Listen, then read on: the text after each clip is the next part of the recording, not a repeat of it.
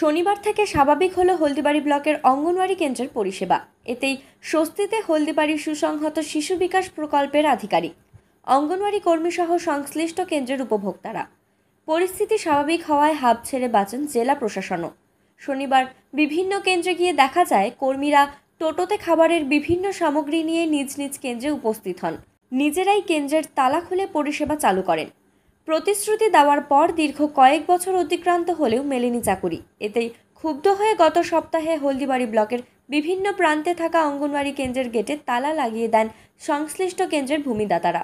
এতেই চরম সমস্যায় পড়েন অঙ্গনওয়াড়ি কর্মীরা। পরিষেবা স্বাভাবিক রাখতে অঙ্গনওয়াড়ি কর্মীরা নিজের বাড়িতে বা অন্য কারো বাড়িতে বা তালাবন্ধ কেন্দ্রের বারান্দায় কষ্ট করে রান্না করে খাবার প্রদানের কাজ চালিয়ে যান। এতেই চাপে পড়ে ব্লক তথ্য জেলা প্রশাসন। পরিস্থিতি স্বাভাবিক করতে সিডিপিও প্রীতম সাঁতরা ও বিডিও রেঞ্জিলামো শেরপা জমিদাতাদের সঙ্গে দফায় দফায় কথা বলেন। তাতেও কাজ না হওয়ায় আসরে নামেন তৃণমূলের ব্লক সভাপতি গোপাল রায়। শুক্রবার রাতে নিজ বাসভবনে জমিদাতাদের সঙ্গে বৈঠকে মিলিত হন তিনি। সেখানে জমিদাতাদের আশ্বস্ত করা হয়। তারপরেই অঙ্গনওয়াড়ি কেন্দ্রের গেট থেকে তালা খুলে দেওয়ার সিদ্ধান্ত নেন জমিদাতারা। তবে জমিদাতাদের দাবি, সরকার প্রতিশ্রুতি দিয়ে জমিদাতাদের সঙ্গে প্রতারণা করছে। তাই নিজেদের দাবি আদায়ে তারা ইতিমধ্যে কলকাতা হাইকোর্টের দ্বারস্থ হয়েছেন। আইনের দ্বারস্থ হওয়ায় কেন্দ্রের গেটের তালা খুলে দিতে তাদের সমস্যা নেই।